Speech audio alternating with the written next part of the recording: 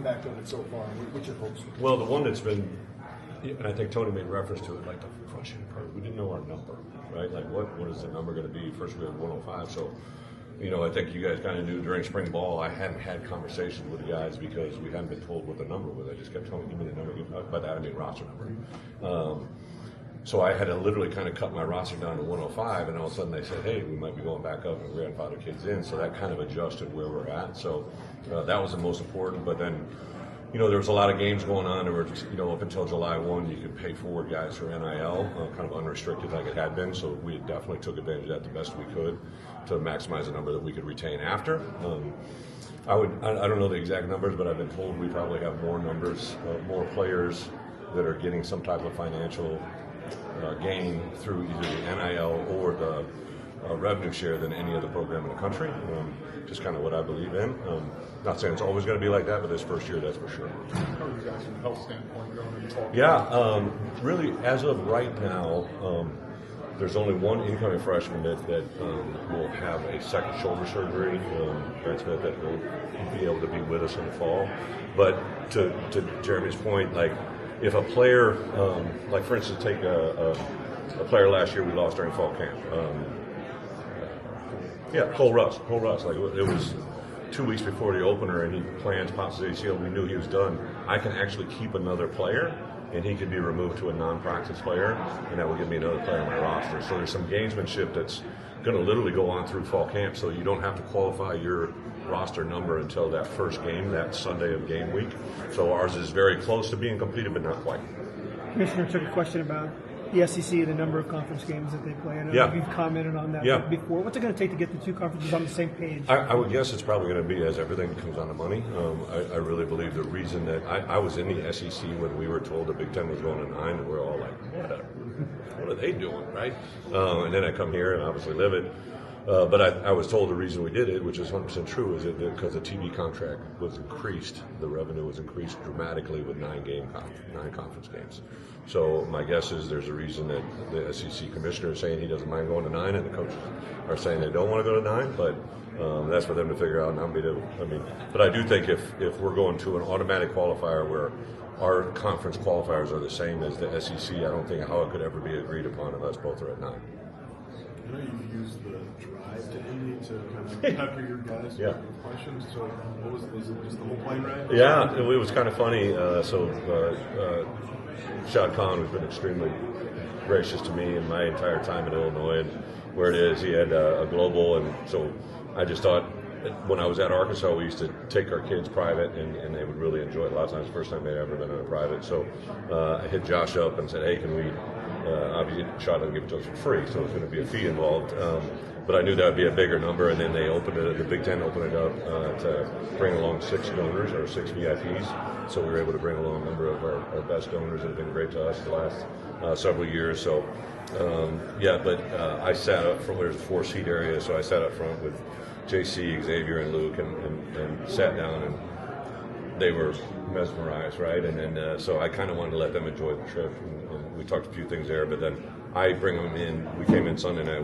I brought them in my room yesterday, and we went through about a 45-minute meeting about possible questions, things, thoughts that come up. But I know they were very excited. I saw a brief clip that Xavier or Luke sent me that they were at the Louis store, so I'm sure some of that revenue share money was spent yesterday and something back.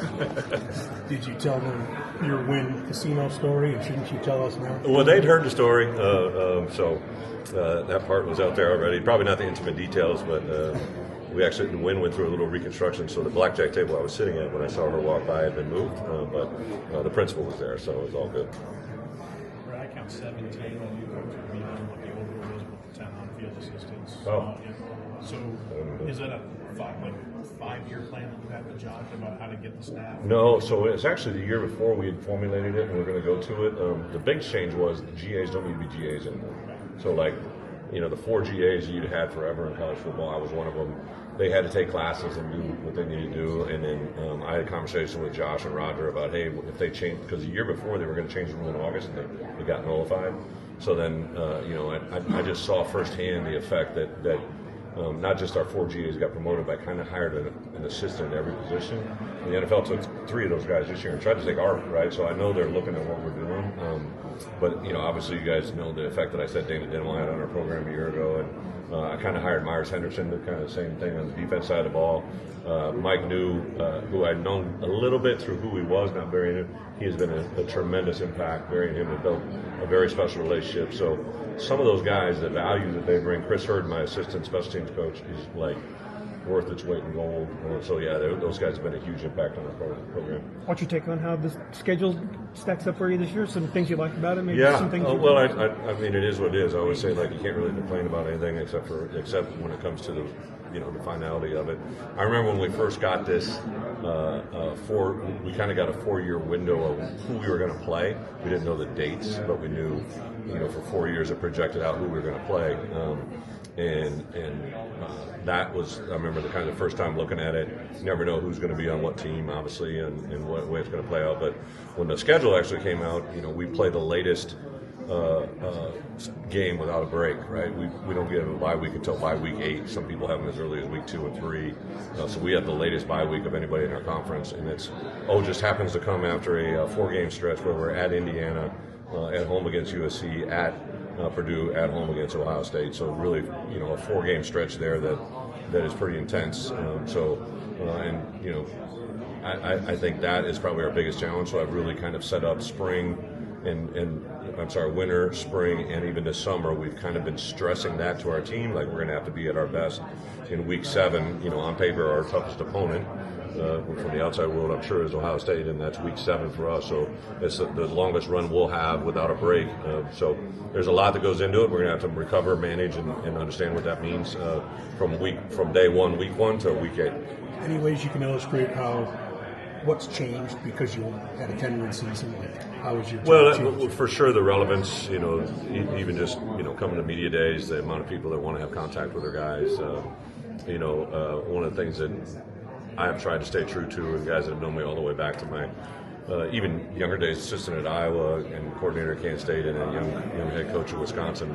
I really truly try to be as consistent as I can be, but every year is a unique challenge to the players that you have. We do have a lot of, even in this spring, our first scrimmage, you know, like in the past I've held out guys that I feel are like winning all Big Ten type players from scrimmages in the spring.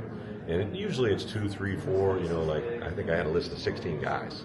And I'm just like, well, shit, I got to practice somebody, right? Like, so we kind of modified the way we practice. You know, you pull Luke out, and, you know, it makes Luke mad, but, like, I also know I want to get those other guys reps, you know, they get to rush the passer at full speed. So, yeah, there's a lot of little modifications, but hopefully we're going to, you know, you earn success.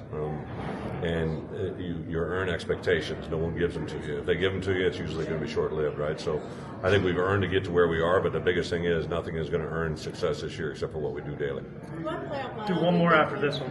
What playoff model do you think would best help Illinois as a program? I love the question, but I also think college football, we need to help college football before we help Illinois, right? So I you know, there's a 30 for 30 on the expansion of the American Football League and the National Football League, and it's an unbelievable documentary on how teams, even Hunt had to like forego short thinking because he had a team, very successful team in Houston, and moved to the Chiefs, right? And the battle they all went through, and they talked about sometimes you got to lose the battle to win the war, right? Something we've all said, right? And one of the things I love about Tony Vetiti is Tony obviously could be caught in situations where he could be very adversarial with certain people, right? And I think he just continues to build the best model for college football and the Big Ten, obviously. And I think for us, like if you just look at last year, like put a model in front of us, if we went to 16, where, you know, for us, we would have been, I think, playing Ohio State in a play-in game, right? I think that would be pretty fun. That would be pretty awesome, even if it was a repeat game, right? I was part of the first ever repeat game in Big Ten history. We played Michigan State in the regular season in the Big Ten championship game. And the next year, we played Nebraska in the regular season and played them again in the Big Ten championship game. Won both, right? And I just think the perspective of playing another team within your conference, like divisional play, is something that's really intriguing, and that builds a lot within the fan base. Do you see? Last one here. Is there enough backing of the Big Ten publicly. You're the one that seems to be the now really talking a lot, but there hasn't been a whole lot otherwise. And then you look at the SEC, there's a lot of talk, we're the best, we're the best, we're the best. Yeah. There's not much. I don't know if it's a difference of conference, just a difference in the way things have been said. I just say this, I mean this with all due respect. The Big Ten that I grew up in, playing 88 to 92, coaching in until I left in the early 2000s to go to Kansas State, and then even the league when I came back as a head coach 2006 to 2013 is a completely different league now. Like, I mean, I remember when Penn State came in and it just changed the league immediately, right? And then when we brought these 4 teams in now, are you kidding me? USC, UCLA, Oregon, and Washington? Like, there isn't another conference that can say that, right? Like, we play in all 4 time zones. We play in all weather, all seasons, at any time during the course of the year. The national media exposure that we get is unprecedented.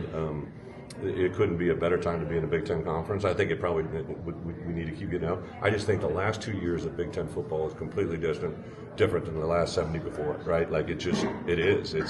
It's not even comparable. So I get why people say it, but I think people are just creatures of habit. Some of those questions in there, you look and you see the guy asking the question. It's some gentleman that's probably been doing it for 20 years and he wants it to be 20 years ago. The thing that you got to be able to do is see ahead to what tomorrow brings, because it's better for all of us. Thank you, guys.